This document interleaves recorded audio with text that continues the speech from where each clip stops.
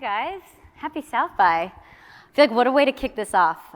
One of the things I love about South by Southwest is I've been coming for the last decade, and we're always talking about what's the next big thing in tech. And I would say like artificial intelligence and ChatGPT is like, couldn't be more relevant. So glad to be sitting here with you. How many folks in the audience have used ChatGPT?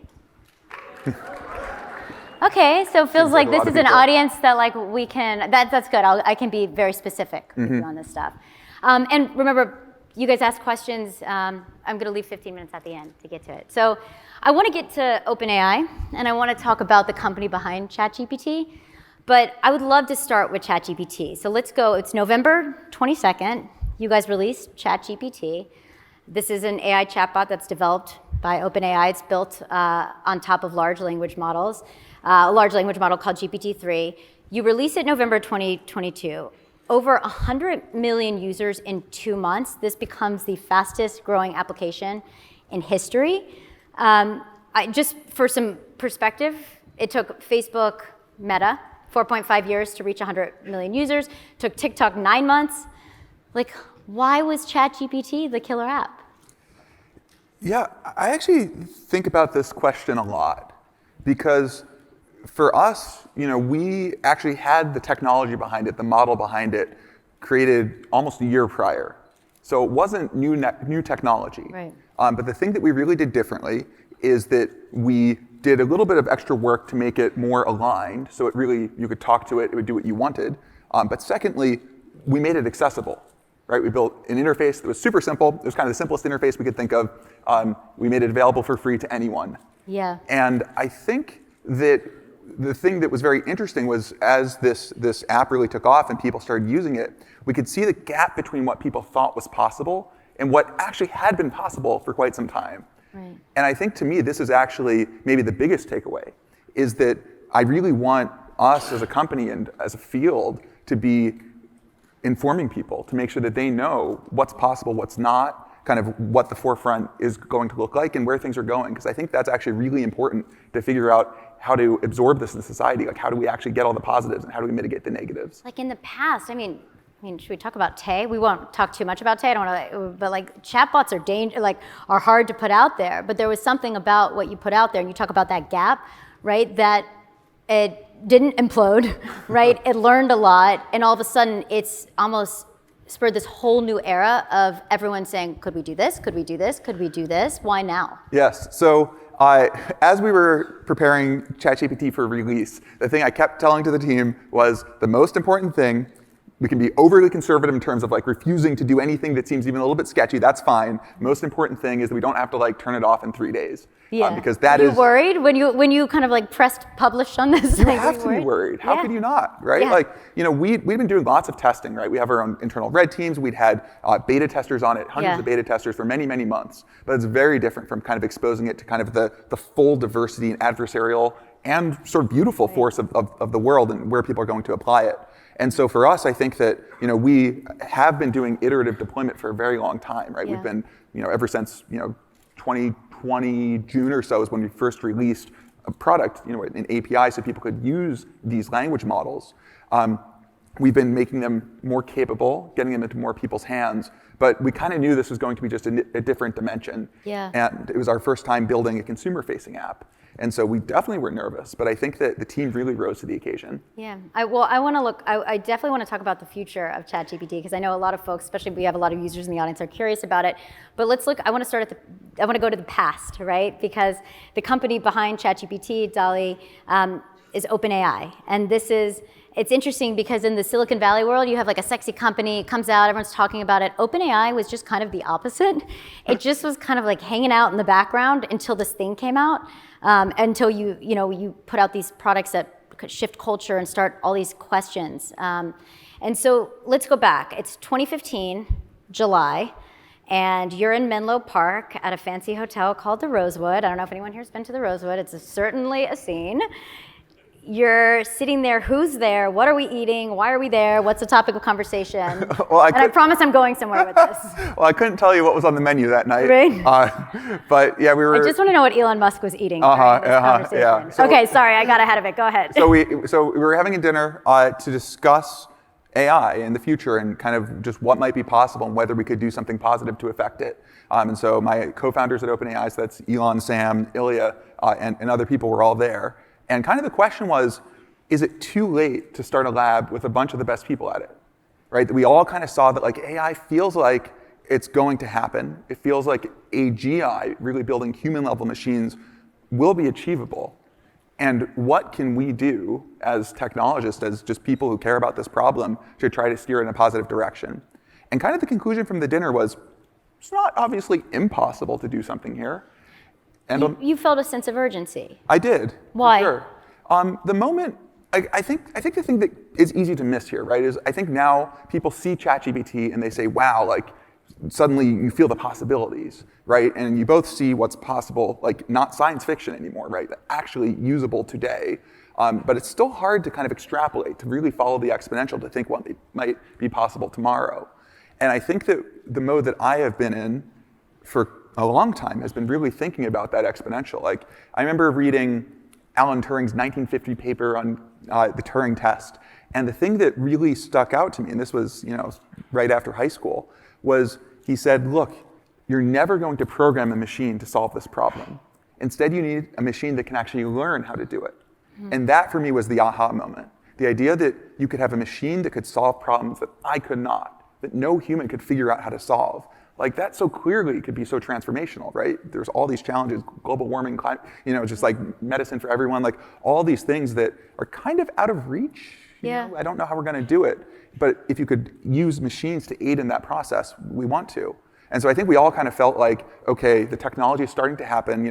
Deep learning is an overnight success that took 70 years, right? It's like, 2012, there was a big breakthrough on image recognition, but it really took another decade to start to get to the point that we're at now. But we could all see that exponential, and I think we really wanted to really push it along and really steer it. And I mean, you at the time, before you were the CTO of Stripe, this little company called Stripe. Yeah. And you really felt that you, Sam Altman at the time, Elon Musk, we can get into all this later, but that you guys could build something better and you guys could build something that was pro-humanity and not anti-humanity, which there's always that fine line in technology, which I think the last decade has kind of taught us. Yeah, and I would quibble a little bit with, I don't know that at least for me personally, that I viewed it as we would build something better, in the sense of like, there's lots of other people who are in this field doing great work too. But I wanted to contribute, and I think it's one thing that's actually very important about AI and something that's very core to our values and our mission is that we think this really should be an endeavor of humanity, right? And if we're all thinking about, well, what's my part of it? Like what do I get to own? I think that is actually one place where the danger really lies. And so tell me about how the company was and is structured, because now that was 7 years ago. So take us behind the curtain. I saw something Sam Altman wrote. He said, we've attempted to set up our structure in a way that aligns our incentives with a good outcome. What does that even mean? Yeah, so we are a weird looking company. In what sense?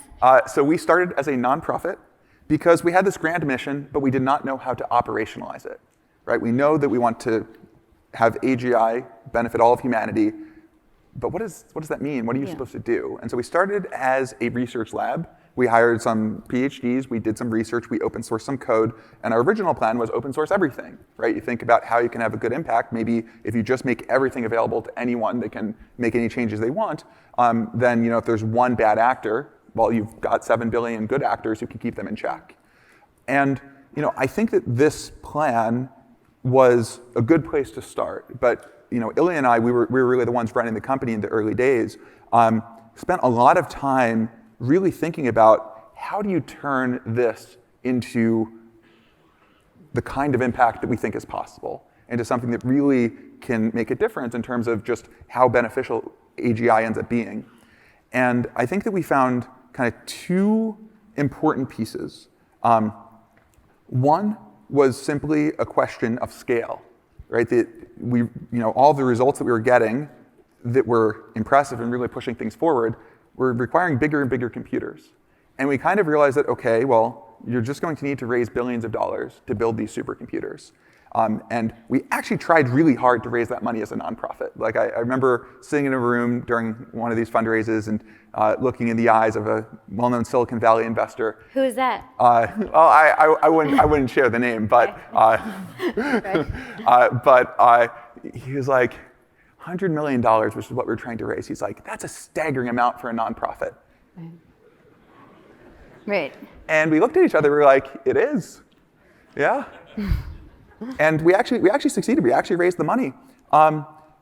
But we realized that 10x that was not going to happen. I mean, if anyone in this audience knows how to do that as a nonprofit, like, please, we will hire you in an instant. But we realized that if we wanted to actually achieve the mission, that we needed a vehicle that could get us there. And we're not anti-capitalist. Like, that's not why we started a nonprofit the way OpenAI is a nonprofit.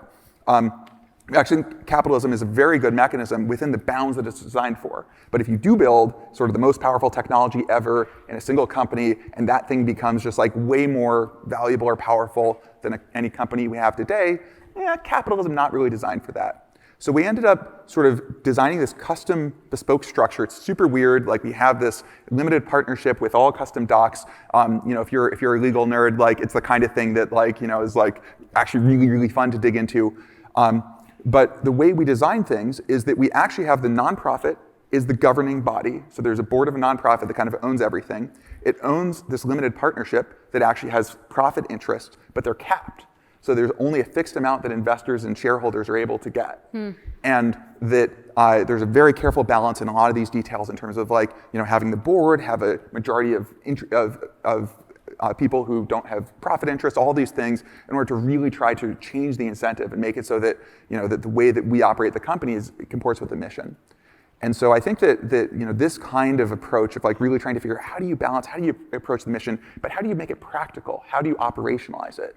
That is something that has come up again and again in our history. And if we look back at the history of, artificial intelligence, this is nothing new, obviously. So what is it about now that feels like a watershed moment? Why now are all companies putting money into this? Why now is this the thing that we all are talking about? What is it about the technology now? Yeah. Well, I think the fundamental thing here is really about exponentials, right? It's like, no matter how many times you hear it, it is still hard to impossible to internalize. And when I look back, we've done these studies on the growth of compute power in the field, and we see this nice exponential with a doubling period of every 3.5 months, as opposed to 18 months for Moore's Law. It's been going on for the past 10 years or so. But we actually extrapolated back even further, and you can see that this exponential continues all the way. Slightly smaller slope, it used to be Moore's Law. But over the past 10 years, basically, people have been being like, well, you could go faster than Moore's Law by just spending more money. And I think that what's been happening is we've been having this accumulated value, this slow roll, rather than trying to do a flash in the pan, just get rich quick kind of thing that maybe other fields have been accused of. AI, I think, has been a much more steady incremental build of value. And I think that the thing that's so interesting is normally if you have a technology in search of a problem, adoption is hard. It's a new technology, everyone has to change their business, they don't know where it fits in. For AI, for language in particular, every business is already a language business. Every flow is a language flow. And so if you can add a little bit of value, then everyone wants it. And I think that is the fundamental thing that really has driven the adoption and the excitement, is that it just fits into what everyone already wants to do. Well, and also in 2017, a model called transformers, right? These large language models, and this idea that you could treat everything as a language, music and code and speech and image. The entire world almost looks like a sequence of tokens, right? If we could put a language behind it, that was really an accelerant for a lot of what you're building too. Yeah, I think that it's the way they think about the progress, the technological driver behind this, is that it's very easy to latch onto any one piece of it, right? Transformer, definitely a really important thing, but where the transformer came from was really trying to figure out how do you get good compute utilization out of the compute hardware that we use, these GPUs, right? And the GPUs themselves are a really impressive feat of engineering that has required just huge amounts of investment to get there. And the software stack on top of them. And so it's kind of each of these pieces, and each one kind of has its time. One thing that's super interesting to me, looking from the inside, was that we were working on language models that looked very similar to what we do today, starting in 2016. We had one person, Alec Radford, who was really excited about language, and he just was kind of working on building these little chat bots, and we really liked Alec, and so we were just very supportive of him doing whatever he wanted. And meanwhile, we were off investing in serious projects and stuff, and we were just whatever Alec needs, we'll make sure he gets.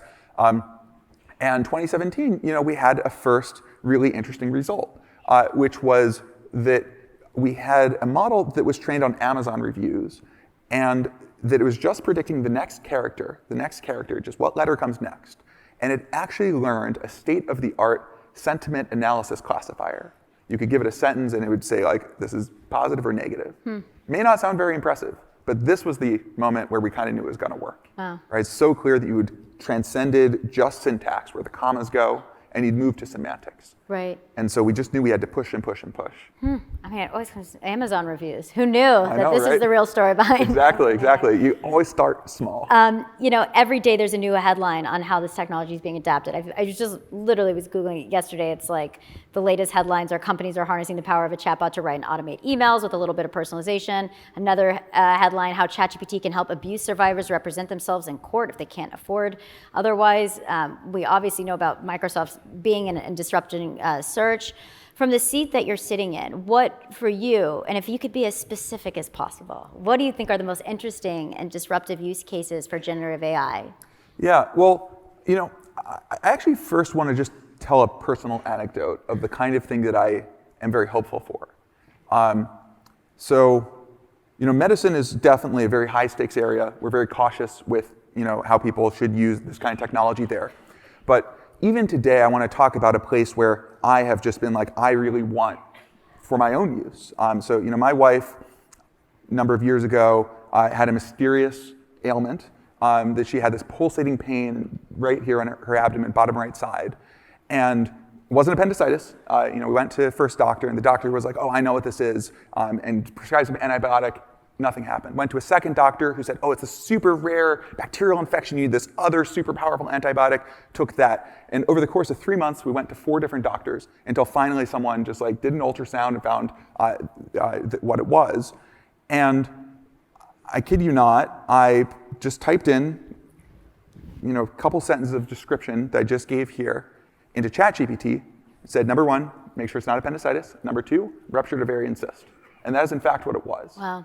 And so the kind of thing that I want is I personally, in the medical field, want something that I don't rely on. I don't want it to replace a doctor. I don't want it to tell me like, oh, go take this, you know, super rare, you know, antibiotic. I don't want a doctor telling me that and either. Like also ChatGPT sometimes confidently says the exact wrong thing. It's kind of like a drunk frat guy every so often. So you got to be a little bit careful. You got to be careful. Something we're working on. Yeah, right. Yeah, it's actually interesting. We're actually, just a quick aside, we're actually finding that our models actually are much more calibrated than we realize and can say when they're right or wrong, but we currently destroy that information in some of the training processes we do. So more to say there. But yeah, I think this suggests give you ideas, really, you know, in writing, it's like the blank page problem. But I think this, for me, is where generative AI can really shine, right? Is really about sort of unblocking you, giving you ideas, and just giving you an assistant that is willing to do whatever you want 24/7. And so you've now, the ChatGPT's been deployed to millions.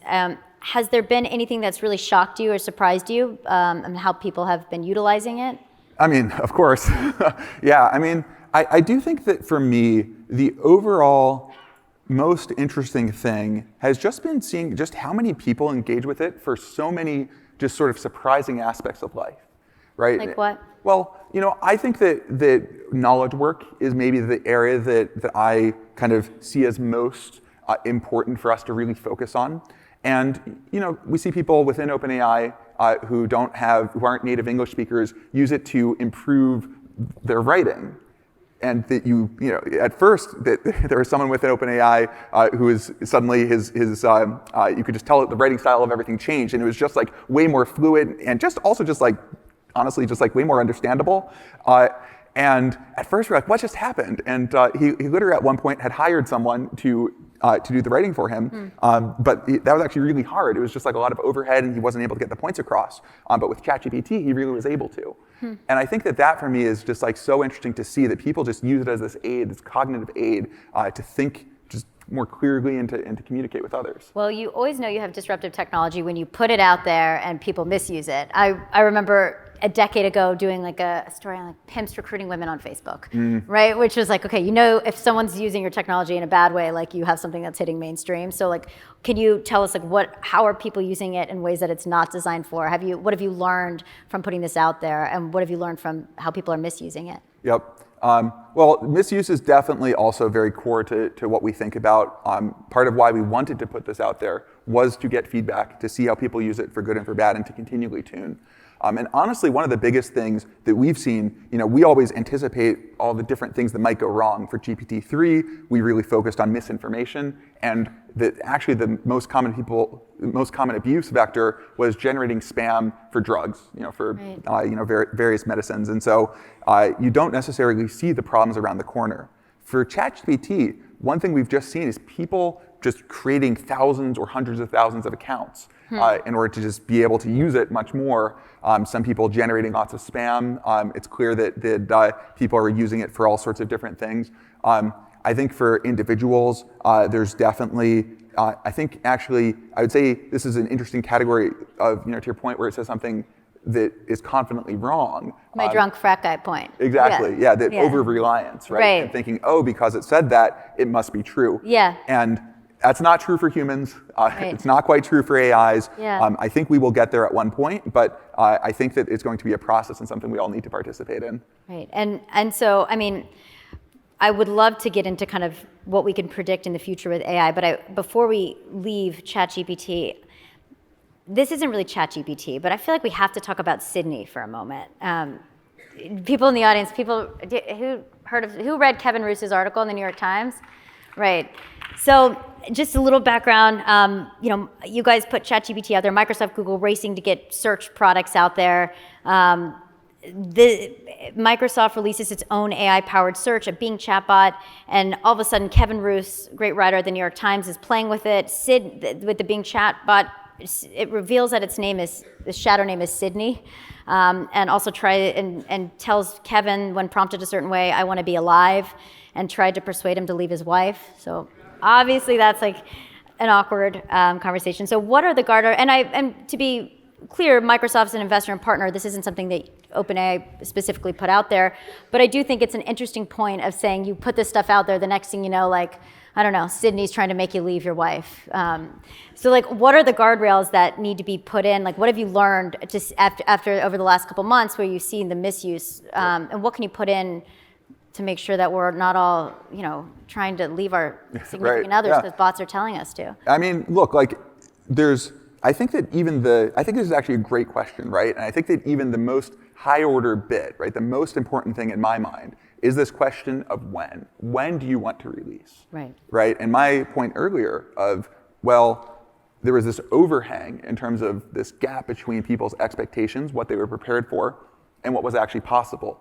And I think that's actually where a lot of the danger lies. We can kind of joke about or laugh about this article because it wasn't very convincing. Just like chatbot saying, leave your wife. Sydney was pretty spicy. Yeah, I don't know. Very spicy, right? But did not actually have an impact, And I think that is actually, in my mind, the most important thing, is trying to surface these things as early in the process as possible, right? Before you have some system that is much more persuasive or capable or able to operate in more subtle ways. Because we want to build trust and figure out where we can't trust yet, figure out where we put the guardrails in. So that, to me, this is the process, right? This is the pain of the learning. And that we've seen this across the board, right? We've seen places where people try really hard to get the model to do something, and it says, sorry, nope, can't do that. We've seen places where people use it for positive things, and we've seen people cases where people have outcomes like this. And so I think that my answer is that we have a team that works really hard on these problems. That we have people who build on top of us, who customize the technology in different ways. But fundamentally, that I think that we're all very aligned in terms of trying to make this technology more trustworthy and usable. And we do a lot of red teaming internally, and so that's we hire experts in different domains. We hire just lots of people to try to break the models. When we actually released it, we knew we'd kind of cleared a bar, we felt, in terms of just how hard it was to get it to go off the rails. But we knew it wasn't perfect. We knew that we had come up with some ways to get around it with sufficient effort, and we knew that other people would find more too. But we've been feeding all that back in. We've been learning from what we see in practice. And so I think that this sort of loop of there being failures, I think that's important, because if not, it means you're kind of holding it too long because you're being too conservative, and then when you do release it, now you actually are taking on much more risk and much more danger. It's not 100% true in all cases, but I think that heuristic, I think, is important to think Well, I about. think it's also, we'll get to it a little bit later, but an important segue too to talk about the future of misinformation and how we can prep now for what's coming with this innovation. Before we get to it, I mean, I think one of the most interesting things to me is the ability for this technology to synthesize information and make predictions and identify patterns. So can you tell me what you think the most interesting future use cases of what artificial intelligence will be able to predict will be? Like predict disease, predict stock market, predict if you're gonna get not you, if someone's gonna get a divorce, you know, like what could this predict? Take us, paint the image of the future. Well, I think that the real story here in my mind is amplification of what humans can do. And I think that will be true on knowledge work. I think that it will just be that it's kind of like if you hire 6 assistants who are all like, they're not perfect. They need to be trained up a little bit. They don't quite know exactly what you want always, but they're so eager, they never sleep. They're there to help you. They're willing to do the drudge work. And you get to be the director. And I think that is going to be what writing will look like. I think that's what coding will look like. I think that's what sort of business communication will look like. But I also think that is what entertainment will look like. Mm-hmm. You think about today where everyone watches the same TV show and maybe people are still upset about the last season of Game of Thrones. But imagine if you could ask your AI to make a new ending that goes a different way. And maybe even put yourself in there as a main character or something, having interactive experiences. And so I think it's just going to be every aspect of life is going to be sort of amplified by this technology. And I'm sure there are some aspects or people or companies that will say, I don't want that. And that's okay. Like I think it's really going to be a tool, just like the cell phone in your pocket, that is going to be available when it makes sense. We think a lot at my company about we're knee deep in exploring how artificial intelligence can personalize content, develop closer relationships with the audience, which is a wide open space and an interesting space, but also there's so many ethics that come up with that. So we're developing a lot of these ethical frameworks around it. I'm curious, like when you talk about Game of Thrones and personalized media and being able to put yourself in it, when we look at the future of media and entertainment, like would you say this is a new frontier for personalized media? Yeah, I think for sure. I mean, I kind of think it's a new frontier for most areas. It may not be great yet at some domains, but I think that we are just going to see just like way more creative action happening. And to me, actually, the thing that's I think most sort of encouraging is I think it will be the barriers to entry decrease. And this is, by the way, how we thought about things at Stripe. Decrease the barrier to people making payments online, integrating them into their services. Way more activity happens, things you would never think of. And I think we'll see this in content. Like individuals who have a creative idea that they want to see realized, they now have a whole creative studio at their disposal. But also the pros, the people who really want to make something good, will make just something way better than any of the amateurs could. And we've seen this with dall-e. Like there's literally these 100-page books that people write on how to prompt dall-e. And so I think that skill doesn't go away. I think it's this like multiplicative effect. I mean, but there will also be all these murky questions around identity and attribution as these models go mainstream. So it's not perfectly clear what the data sets are used to train. So when we take a step back, and this is a more fundamental question, should an artist's style with models trained on their work, should it be available to folks, to anyone without use of attribution? What are you guys thinking about when it comes to these ethical? Yeah, so we engage very closely with policymakers, and I think this is a really important conversation to have. Fundamentally, we as a company want to provide information and to show just like kind of what's possible and let there be a public conversation about these topics. Like I don't think that we have all the answers, but we think it's really important to be talking about. But so take me for example, right? I like to put myself I'm like the beta test, I'll put myself in the driver's seat. So let's say someone took all the footage of me interviewing folks like you, Zuckerberg, whatever, throughout the years, and they included my voice, my body. They trained this as like a Laurie model. I've already named it. I don't know. Please don't do it, guys. And then I don't know why I'm like inviting this. But then they launched a podcast using my likeness, my style, my voice. Hopefully it'd have fabulous style. That would be all I'd ask. But like, could they do it? Should they get a cut? like, should I get a say in it? Like, these are as a content creator, as someone who's sat at the center of these ethical questions about the future, like, what does that look like? Yeah, no, again, I think this is a great question. And I think it would be kind of hubristic of me to say that I have all the answers, but I can tell you a little bit of how we think about it. Yeah. You know, as a company, like our mission to build AGI that benefits all of humanity, right? We've kind of built with this cap profit structure. And I really think that an answer on this question, but more broadly, how do you make sure that all of humanity are kind of stakeholders in what gets built and everyone benefits? And if it's access to these services, if it's that you're able to kind of have your AI personality or this AI that you build up that represents you and sort of build a business with that. I think all of this is on the table, and I do think that we need some sort of like I think that society as a whole needs to adapt here. Like there's no question that something is changing.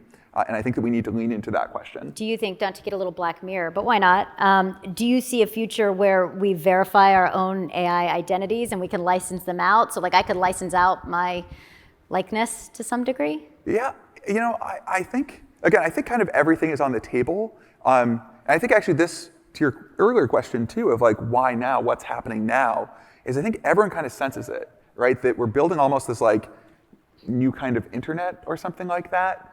And in what sense? Well, I think that where content comes from, in good and bad ways, right? How it's created, like what an application is. There's Web 1.0 and 2.0 or something, and I'm not going to talk about Web 3. But is it too soon? there you go. Soon. Yeah, no, I've never. More to say there. But I think that where we're going is what an application is will be very different, right? That right now, you think of this content that was written by someone that's very static, you can't really interact with it. But we're clearly moving to a world where it's alive, right? You can talk to it and it understands you and helps you. Like honestly, every time I go through some menu and I keep trying to find where I'm supposed to click, I'm like, why is this still here? Yeah. And I think in the future it will not. Going back to kind of the next iteration of ChatGPT, and it was built on GPT-3. Correct? 3.5. Okay, yes. 3.5. How much powerful is the current technology you're building on? We are continuing to make, I say, significant progress. But blink twice if it's 10 times more powerful. Or, okay, 3 times. There we go. I guess all I can say is that, can't comment on unreleased work, but I can say that we work really hard both on the capability side and on the safety side, and that there's been a lot of rumors swirling around about what we're going to be releasing and what's coming out. And what I can definitely say is that we do not release until we feel good about the safety and the risk mitigations. And I mean, and you guys have the ability to turn up the dial, turn down the dial, and we've seen, I joke about ChatGPT confidently, it does so many fascinating things, and it sometimes confidently says the wrong thing. Like I was asking it my bio, and it confidently said 3 out of 4 things that were correct, right? So can you give any insight, maybe speaking I don't know, we could speak around it kind of, about what future versions are gonna look like? Will it be more cautious, more creative? Yep. And let me give you a mental model for kind of how we build these systems. So there's the first step in the process of training what we call the base model. And the base model is just trained to predict the next word. You just give it a bunch of text, you give it all the good stuff and all the bad stuff. It sees true facts, it sees math problems with good answers and sort of incorrect answers that no one tells it's incorrect answers. It sees everything. And it learns to predict. It learns to just, given some document, it's supposed to predict what comes next and has to think through everything of okay, I see some math problem, but is this maybe written by a student who doesn't really know that much? Was this written by Terrence Tao? It has to kind of infer all of these contextual things to figure out just what's the next word. So that model, it has every bias, it has every ideology, it has every idea that has been almost expressed in this system, kind of compressed and learned and in a real way. And then we do a second step of reinforcement learning from human preferences, of what we call post-training. And here you move from this giant sort of sea of data of everything to really trying to hint to the model, okay, you kind of know all this stuff, but here's what you really should do. Right. And here I think there's something that's very important, very fraught, right? This question of, well, what should the AI do? Who should pick that? Yeah. And that I think is also a whole different conversation and something that we're really trying to get some legitimacy around.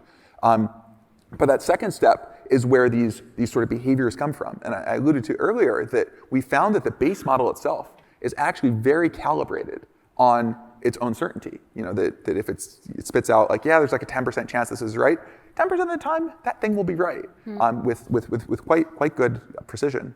But our current post-training process, this sort of next step that we do to really say, no, this is what you're supposed to do, we don't really include any of that calibration in there. That the model really learns like, you know what, just go for it. And that I think is sort of a engineering challenge for us to address. And so you should expect that even with the current ChatGPT, we've released like 4 or 5 different versions since December, and they've gotten a lot better. Factuality's improved, that hallucinations are a problem people talk about, those have improved. A lot of the jailbreaks that used to work don't work anymore, and that is because of the post-training process.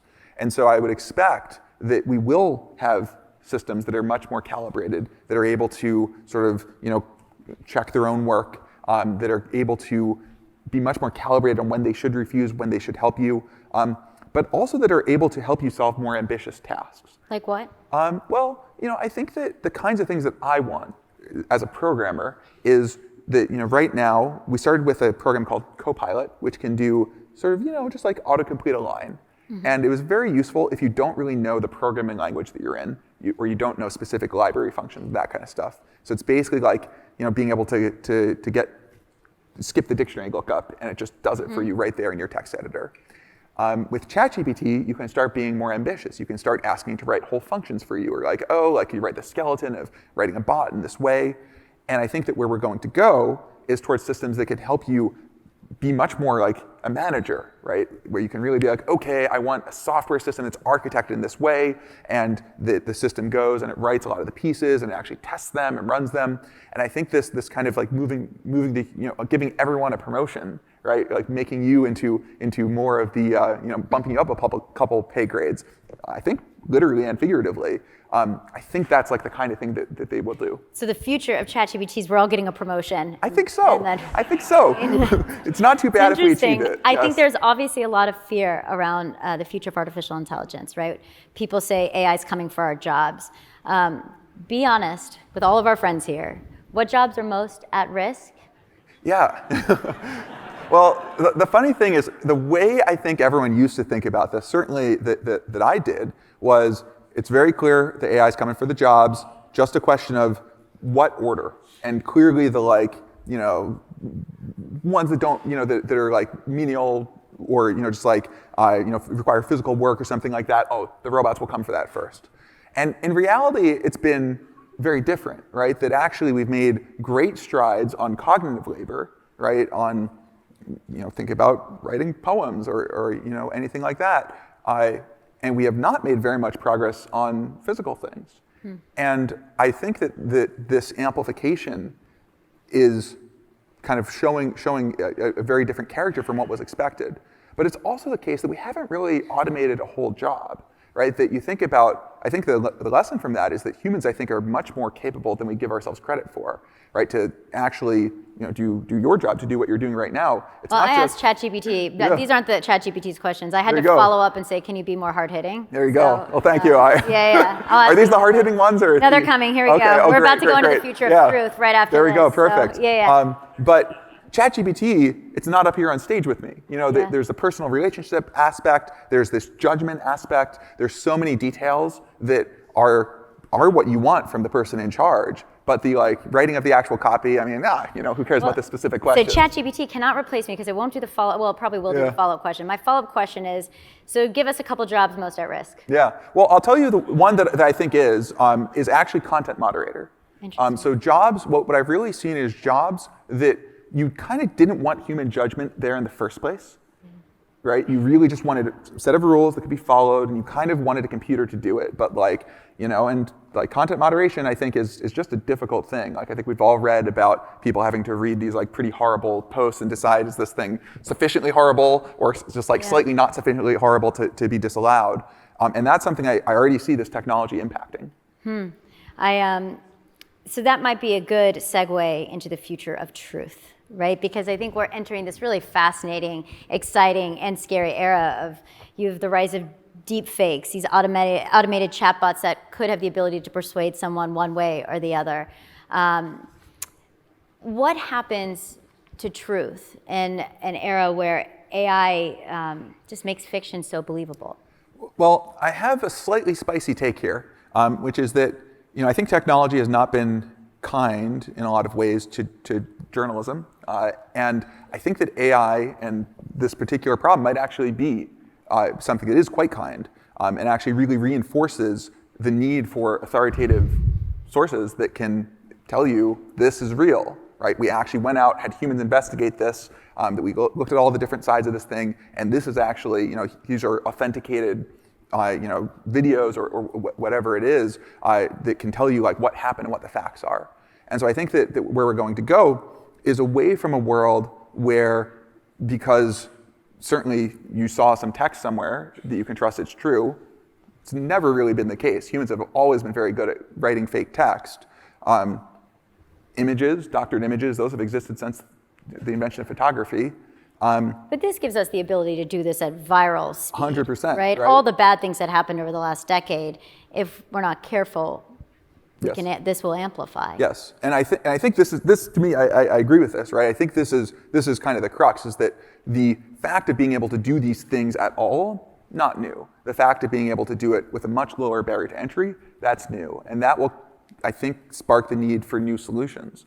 We've never had real answers for sort of chain of custody of information online. We've never really had verified identities. All these things people talked about since the beginning of the internet, but I think there was never really a need for it. Yeah. And I think the need will come. Yeah, the folks, I was at an event for the folks for the Center for Humane Technology. They're the folks who did also like the Social Dilemma, which in my opinion, Social Dilemma was great, but it's like we've been having these conversations for 10 years before Netflix puts out a doc and asks these questions, right? So we're at the beginning of an interesting era, and we should ask these questions before like we have to do a sexy doc on it in 10 years. So there was something that was said there that I thought was really important. They said that 2024 will be the last human election, meaning by 2028 we will see synthesized ads, viral information powered by artificial intelligence. Someone releases a Biden-Trump filter, tens of millions of videos are going out there. We don't know who's saying what. So what can be built now? Like what has to happen now in your opinion to get ahead of what will be the inevitable downside of this? Yeah, so I think this is a great question, and I think this is like maybe also going to be a tip of an iceberg kind of problem, where it's like it's the most visible one, it's clearly extremely impactful, it's one that has been very topical for a long time, but I think that we're going to see the same questions appearing across all sorts of human endeavor, of just as there's more access to creation, how do you sift through for good creation? How do you actually find what is true or find what is high quality, or how do you make sense of it? I think some of this is really going to be about what people building good tools. Like we've seen this within, I think, the social media space. Like even, for example, people building tools for cyber harassment, to make it so that people can easily block, various efforts and things like that. And I think that we need lots of tools to be built here that are really tackling this problem. And so that's one reason that we don't just build ChatGPT, the app. Actually, our main focus is building a platform. So we release an API. Anyone can use this to build applications. And I think that you have an opportunity, some using traditional technology, some using the AI's technology itself, in order to actually sift through and figure out like what is high quality curated and people want to put their stamp of approval on it. Right. I remember the move fast and break things era of Meta, Facebook. Remember they used to have the signs that said move fast and break things. I know OpenAI puts these things out there in an iterative way and has a philosophy about limiting growth to some degree and getting feedback. But now I would say because of what's launched, there's this AI race with the biggest companies throwing in money, investing, and we both know that the economic incentives don't always align with what's best for society. What do you think we've learned from the last decade of tech innovation that we must use as we enter into this new era where the stakes, you could argue, are even higher? Yeah, we think about this a lot. Like I have spent a lot of time really trying to understand for each of the big tech companies what did they do wrong? And right, but like to the extent that mistakes were made, like what are they? What can we learn? And actually, one thing I found very interesting is that there's not really consensus on that answer. Like, I wish there was a clean narrative that everyone knew, and it's just like, just don't do this thing. Well, I could give an opinion. I'll give an opinion. I would love it. I'd love it. Yeah. I've interviewed Mark Zuckerberg many times, and I would say, just having been across from some of those folks, I think the biggest mistake is not understanding humans. In a nutshell, right? So how I think All right, we've got the stamp of approval on it. Right, great, and the audience There we go. agrees. So I think it's you. I mean, it sounds like you guys have done a lot of thinking into how you put this out there and how you build out these APIs that other people can build on.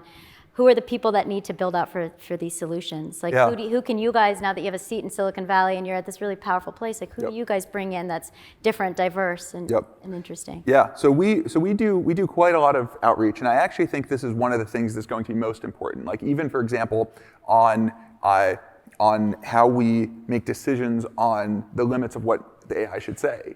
We've written a blog post about this, but we think that this is something that really needs legitimacy. It can't just be a company in Silicon Valley. It can't just be us who's making these decisions. It has to be collective. And so we're actually, and we'll have more to share soon in terms of exactly what we're doing, but we're really trying to scale up efforts to get input, to actually be able to help make collective decisions. And this kind of like question of global governance is something that has been really core to our goals from the beginning. And so I think that it's just so clear that you do need everyone to have a seat at the table here, and that's something we're very committed to. And then talking like regulation, I think it's OpenAI talks about moving at a bit of a slower pace, but these tools are being deployed to millions. So the FDA doesn't allow a drug to go out to the market unless it's safe. So what does the right regulation look like for artificial intelligence, and what's happening? So yeah, this is again something we've been engaging with policymakers since day one. Really, I did a couple of congressional testimonies back in like 2016, 2017. It's so interesting to see that policymakers were already quite smart on these issues and already starting to engage. And I think that one thing we think is really important is really about focusing regulation on regulating harms. Right, that it's very tempting to regulate the means, and we're actually seeing this right now with like the EU AI Act. That's kind of a question of exactly how to sort of operationalize some of these issues, and that the thing you really want is to really say like, let's think about the stakes and really parse apart what are high stakes areas, what are low stakes areas, what does it mean to do a good job, how do you know, and these sort of measurements and evaluations, like those are really, really critical. And so we think that government, it's a key part of the issue, right? Like this question of how do you get everyone involved? The answer is we have institutions that are meant for that. Right. And so should there be a new regulatory body for artificial intelligence? Because often, remember when Zuckerberg went to Congress and they asked how Facebook made ads, or how Facebook made money, and the answer was like, we sell ads. So really understanding, because it certainly seems like there's going to be all these new issues. Should there be a new regulatory body for this? Again, I think it's on the table. I think more likely what I see happening is like, I think that AI is just going to be so baked into so many different pieces, and honestly so helpful in so many different areas, that you kind of can't have the FDA not know about AI, right? You can't have any of these institutions be like, someone else has got it, it's all good. And so I think that you do need some cohesive strategy, but I think that every organization, government or otherwise, is going to have to understand AI and really figure it out. Well, I know we have to wrap soon because I want to get to questions, but I thought we could do a little lightning round. Okay. I love a good lightning round. Okay, AI will be sentient when? Long time from now. Like how long? This kind of question I prefer not to comment on. Okay. Hard to answer. Most interesting future use cases for dall-e? I think it's going to be just making your dreams come to life. Oh, In what sense? Sorry, well, I think you hook up your brain-machine interface, and then you do a nice rendering, and like you'll get great visions of your dreams. Spiciest take on the future of AI. Spiciest take on the future of AI that you're generally not allowed to say publicly. Oh man, I think we're going to figure it out. I think it's going to go well. You're optimistic. I'm optimistic. I consider myself an optimistic realist. I think it's not going to go well by default, but I think that humanity can rise to this challenge. Elon Musk no longer really deeply involved with OpenAI, building potentially what's called anti-woke AI. Success or failure? Well, I think a failure on our part for sure. In what sense? Well, I think we were not fast enough to address biases in ChatGPT, and we did not intend them to be there. That our goal really was to have a system that would kind of, be sort of egalitarian, sort of treat all the sort of mainstream sides equally. And we actually have made a lot of improvements on this over the past month, and we'll have more to share soon. But yeah, I think that people were right to criticize us, and I think that we really sort of responded to that. It's one of the pieces of feedback that I think has been most valuable. Fill in the blank. A world powered by AI in 2050 is unimaginable. Okay, I like that. Single most important ethical issue we're facing when it comes to the future of AI and humans. Oh, this one's hard. I think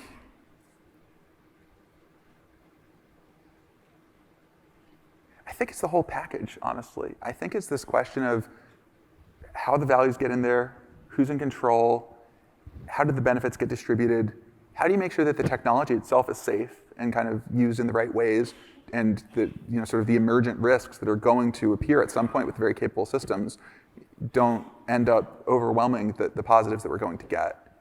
And so yeah, I think that it's the whole thing. And at some point, to your first question, the sentience question, at what point do the systems have moral value? And the answer today is definitely not.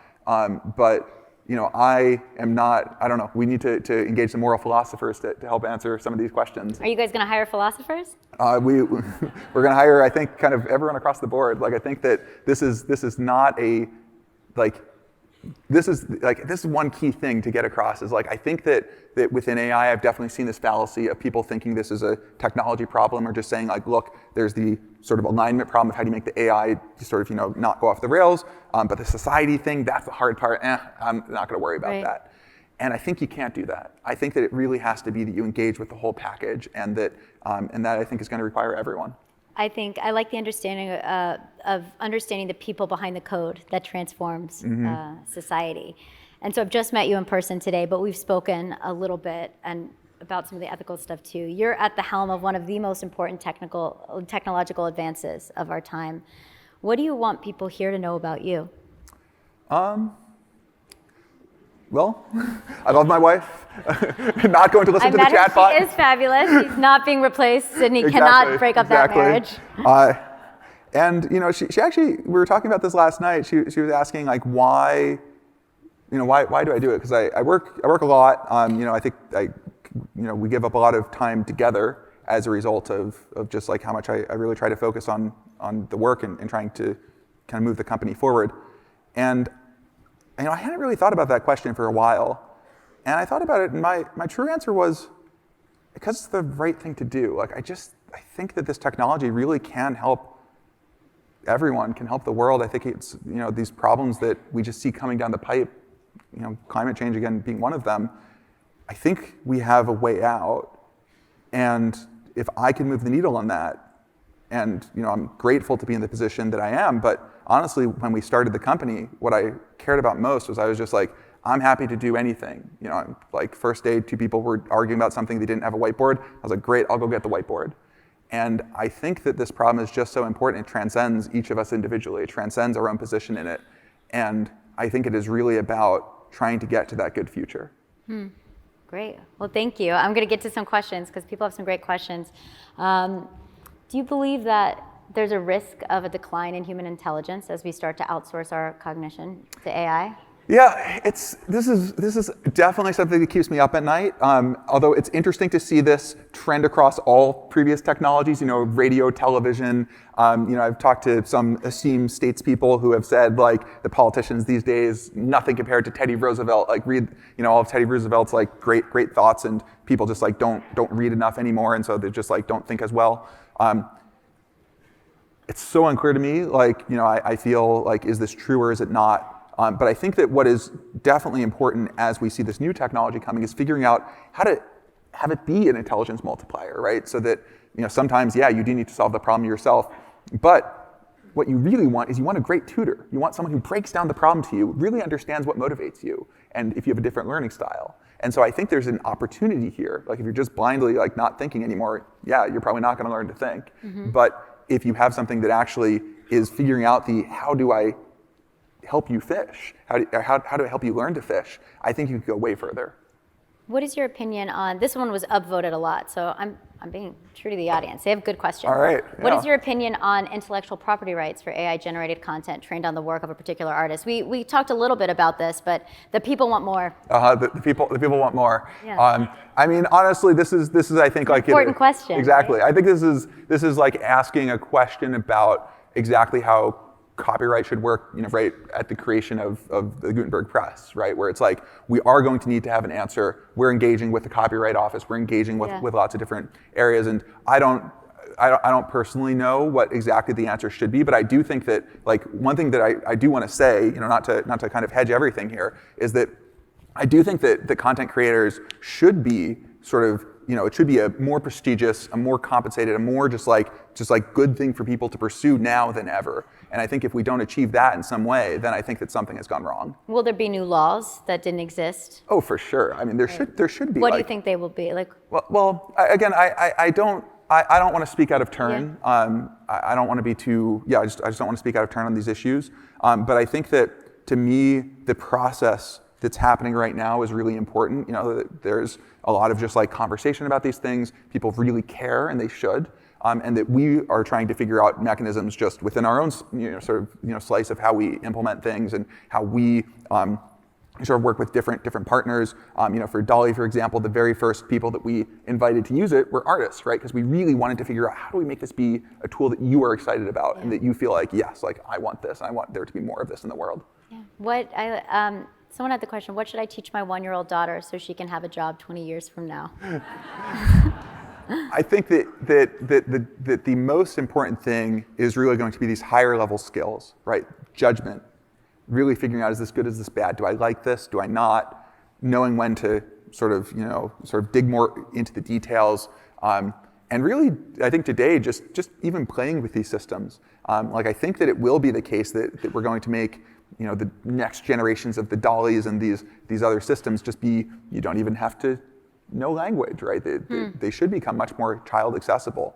And I think that children being sort of AI native users, I think you're going to find that you're going to figure out how to just use these in totally unimaginable ways. Right. Let's see. Sorry, this one's not working. I'm going to this one.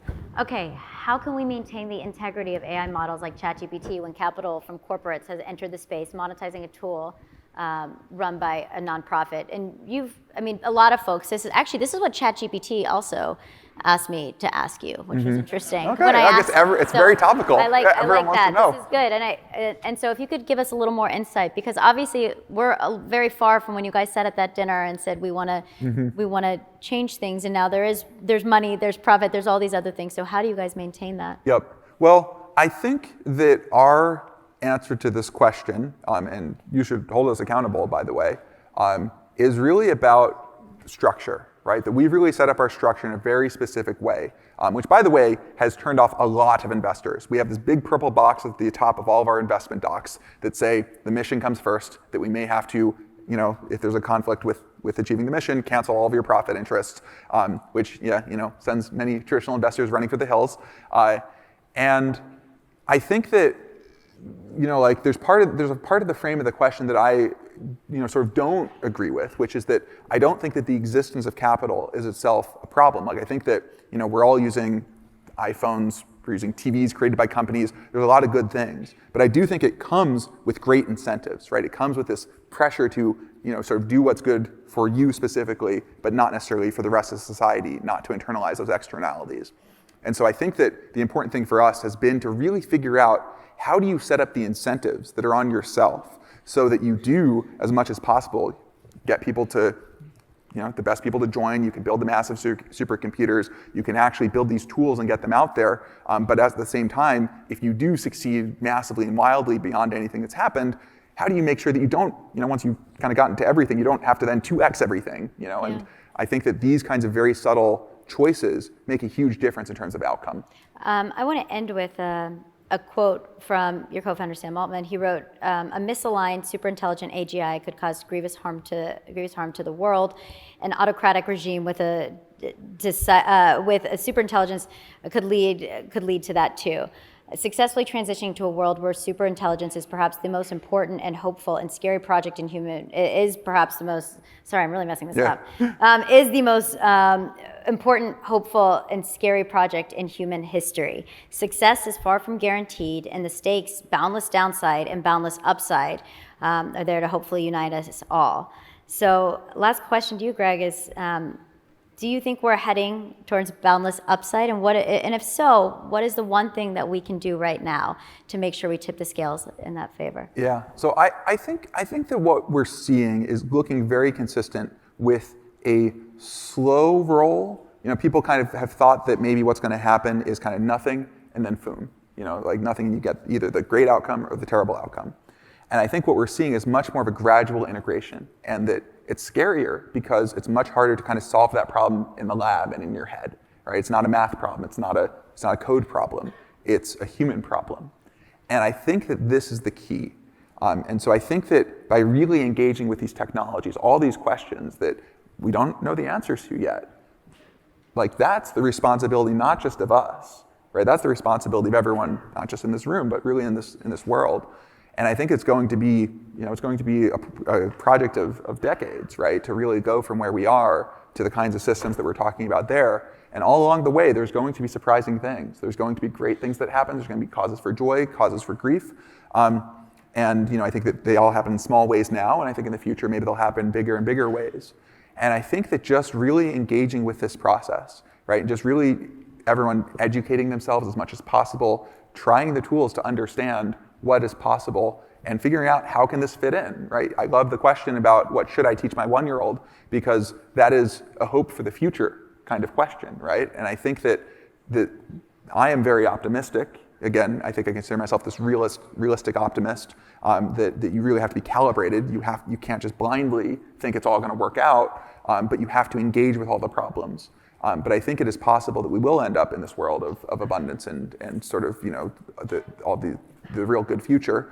I think it won't be perfect. I think there will be problems, and there will certainly be many problems along the way. But I think we can rise to the occasion. You have children? Not yet. Not yet. Yeah, working on convincing my wife though. Okay, so I was going to say, do you believe that kids of your friends, if you end up having children, will grow up in a better world? I do think so. I think we have a shot at it, right? And again, it's not guaranteed. Like, I do not consider myself to think that any of this is for certain. And I think the moment you think that it is, that's when things go wrong. Mm-hmm. And so I think we all have to be sort of constantly asking what can go wrong and what can we do to prevent that. Right. Greg Brockman, thank you so much. Thank you. Thanks, guys. I appreciate it.